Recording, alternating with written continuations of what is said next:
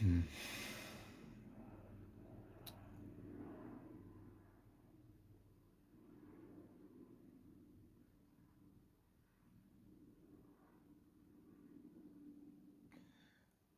The first time I tried ketamine was on my 21st birthday.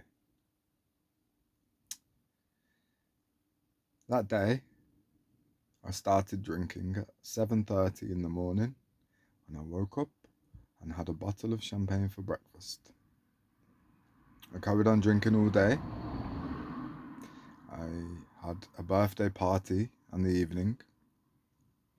I asked a friend to bring some cocaine for me, and he did not. He brought ketamine, and he did this because he thought it was funny, not because it was helpful.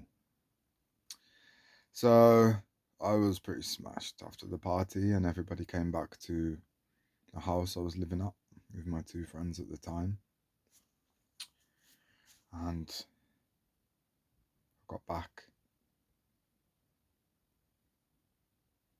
I was sick all down myself. Two girls had to help me in the shower. I was walking around with a towel on, just a towel. My cousin pulled the towel off me, and I didn't bother putting it back on. And then I did a line of ketamine and disappeared. Went off into some dreamy, confusing space. I had a vision of me at the center and two cows on rope, one facing, one pulling in front of me and one behind, and just a sense of right, correct, not being within reach, whatever that means. But as the years progressed and I got into clubbing and being a wreckhead, weekend offender, I used ketamine as an escape. Not the same as the pills and MDMA, cocaine that I'd use to help me party, but to just shrivel up into nothingness and disappear for a bit, psycho spiritually, to be sedated, anesthetized. Now, very quickly, I became aware that ketamine is not really an escape, or it's much more beneficial if you use it to turn towards the truth. This is how I whittled it down with other substances in my life until eventually they played no part and they had no bearing, no hold. So,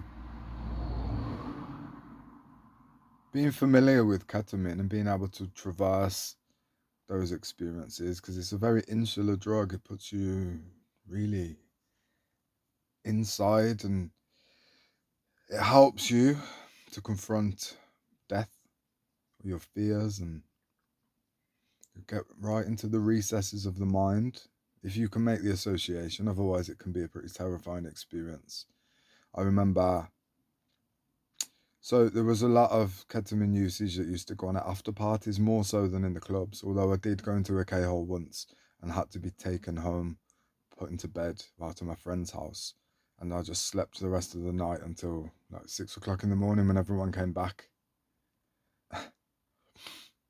But it's more of a chilling out kind of thing. It has been therapy, in those spaces. But once I remember sitting in a room and most people had been doing ketamine, and I heard really deep sobbing, and I turned to my left and the girl, and I knew her. It was the first time she'd ever taken it, and she was just absolutely heartbroken. She was crying, and God knows what was going on in her experience, but I turned and looked and saw a skeleton crying. So, ketamine operates outside of time and space somehow. Maybe it affects the temporal machine of your brain. But it introduced this concept of infinity, and it really humbled me during my time using it, because you can't control anything. You feel very, very insignificant within the experience. Being anesthetized and sort of held in place, and actually there's no soul there, spirit, because it's synthetic. It's not a plant medicine, so to some degree it is to be left to the horses, right? So throughout the years, I stopped seeking ketamine, and then it appeared, in which I had the choice to take that and go through some sort of wave, come out the other end feeling lighter, because I've held the space while other people have been doing ketamine many times and fought the devil, actually, as if the devil were a physical opponent, stood toe to toe, face to face with me. The Dalai Lama came to Glastonbury once. He was giving a speech about something, and he urged the people of Glastonbury to stop taking ketamine because the astral realm is littered with all of these soul bodies that are temporarily AWOL and out of action. And that's not to say that I trust anything that comes out of that man's mouth, but it's just a gauge. I've lived in many cities, towns, and ketamine use is quite widespread. It's fairly cheap. You can get it for as little as £10 a gram. So once I was at a house party, my friend's house party, all these people there that I didn't know, and there was one drug dealer who had a lot of friends, and well, you know what I mean. So he asked everybody at one point if anybody wanted a line of MDMA. So I neglected. I said no, declined. So they'd all done the MDMA, and then a bit later, I asked him, actually, would you mind if I had some of that? And he said, oh yeah, of course. And he cut this big line, and I knew that it wasn't MDMA. And as soon as the note touched my nose, I could smell that it was ketamine, but I just took it, and I thought, you don't know, because I had clocked up hundreds of hours with this substance. So it actually blessed me to put me in that space, and I could hear the whispers and the confusion where people were, this boy and his hangers on were like, what? What's going on? Why is he not affected? Like, what? Because if it would have took me by surprise, then it would have turned me into a dribbling mess. If I thought it was one thing and it wasn't, then that really would have caught me off guard. But yeah, I just rode the waves of that and felt quite delighted. Now, since I arrived in Glastonbury, ketamine has presented itself a few times, and I was starting to try and tune into the medicinal qualities of ketamine and trying to understand whether I could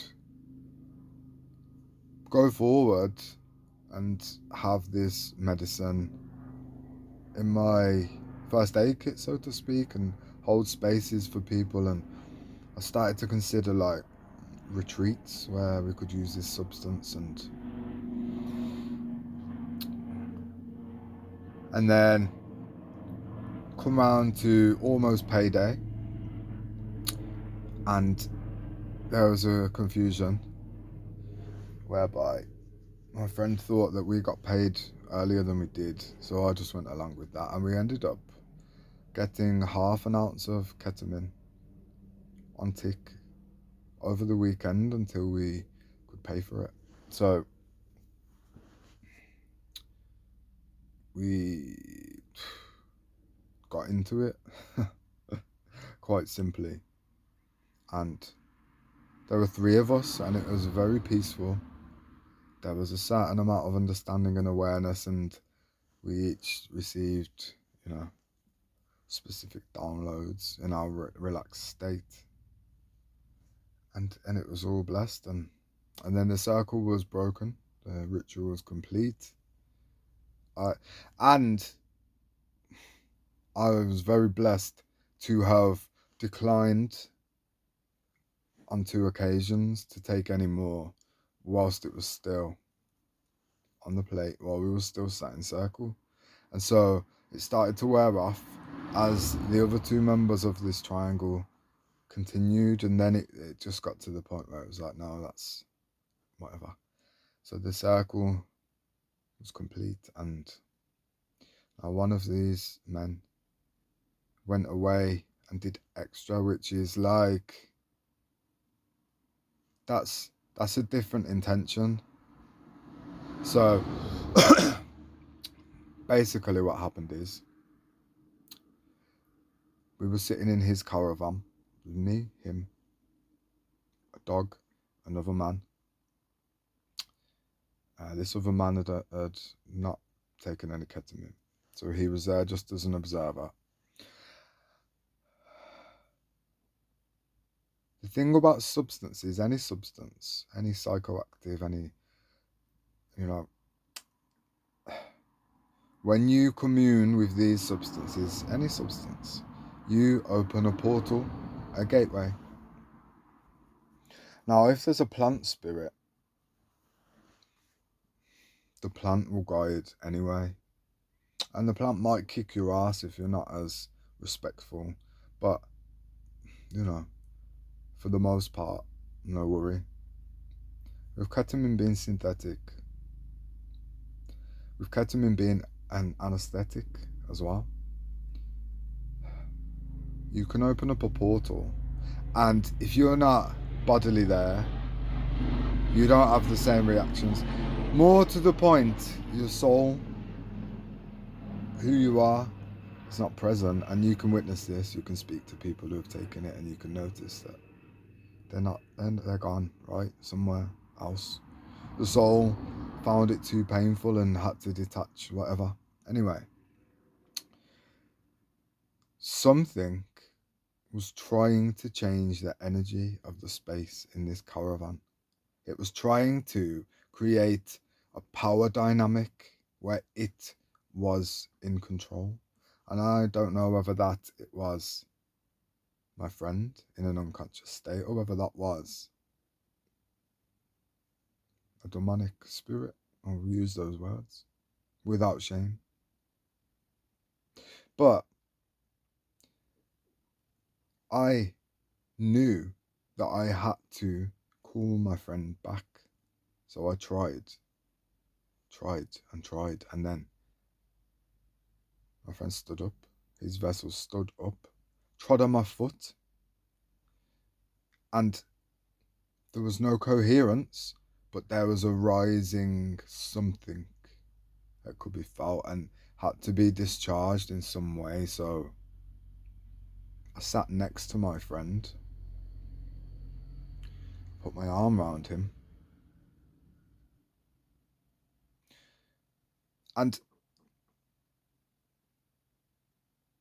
I knew that I had to restrain him. Please bear in mind, I forgot to say that what sort of triggered this whole event was the dog barking, like loud, constant, probably trying to call him back, but more likely trying to ward off a negative spirit. So I held on to my friend. And I just kept saying, "Come back." I kept calling his name. "Come back, come back, come back." And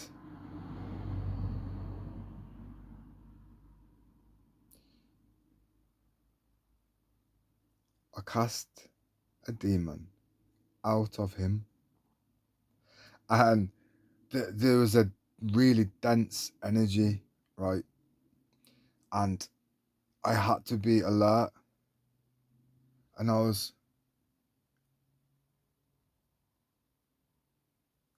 the other man that was here was less than useless. he didn't understand what was going on at all. It was more getting in the way and like worried, just concerned about himself and his belongings, and so I had to just leave the caravan, and this my friend went off uh, into the darkness, and there wasn't any light available. I had no torch on me, no light, and no candles, no. So now I also had to protect this other man that was there because he's a lot younger and he wasn't totally unaware. So, and I was shouting for help down the lane, like screaming for help because an empty vessel getting taken for a walk. It's a good job he walked off the other end rather than walking into town or something. But regardless, somebody walking around in a daze like that on a country lane in the pitch black, it's not great. So later, or the next day, I don't even remember because it shook me. It really shook me. If I had been entirely sober, it would have been a different story. I would have been more responsive or able to respond in a healthier way or just not be in any fear at all. But in the darkness, slightly affected by ketamine, a tranquilizer, let's not forget. I didn't have my senses about me so much, but I was calling for help to the point where the police actually came down the lane, and luckily I managed to swerve them and they just carried on. So I decided that it's not for me at all now. I don't want to touch it at all. I don't want to be around people who take it. I think Dennis McKenna, Terence McKenna's brother, maybe, I think it was him. He said, when you receive the message, put down the telephone. So I won't be exploring the medicinal qualities of ketamine anymore. I'm going to stick to plant medicines. But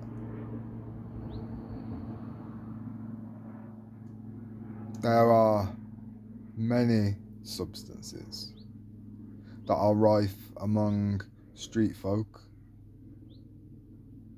or this escapism, not really enjoying life. Ketamine might be one of the most dangerous.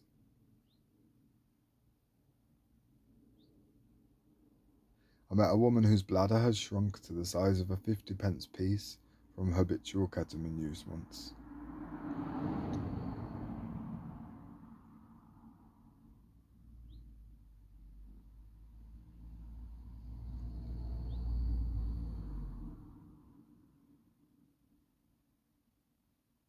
It's just not the one.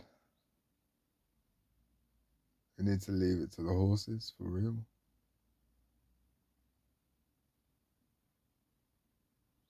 So,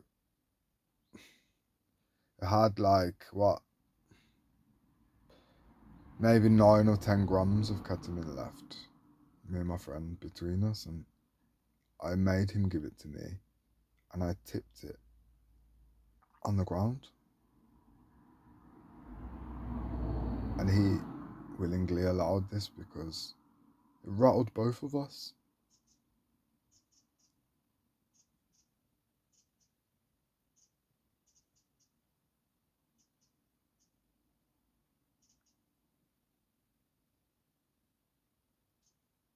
In a way, it creates a clear channel in us, in that the reasonings of the mind can't be a factor in the experience of taking ketamine. If you take enough, you can't think, but thoughts happen, but organically and not clustered.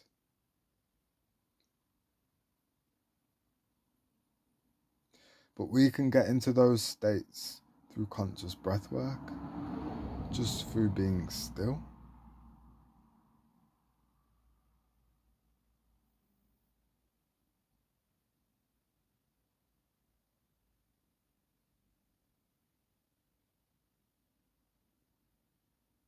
The age of the shortcut, if it ever existed, well, that's not the age that we're living in now.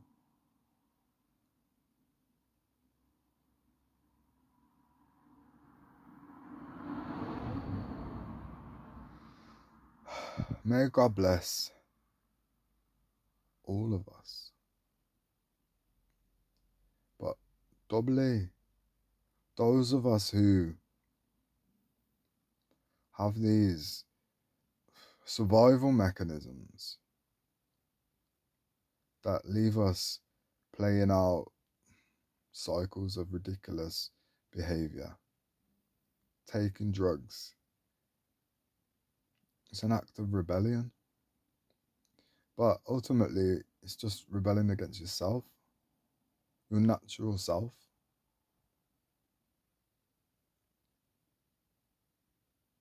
May we come together to find unique and vast solutions to help people come to terms with life, who they are and who they've been,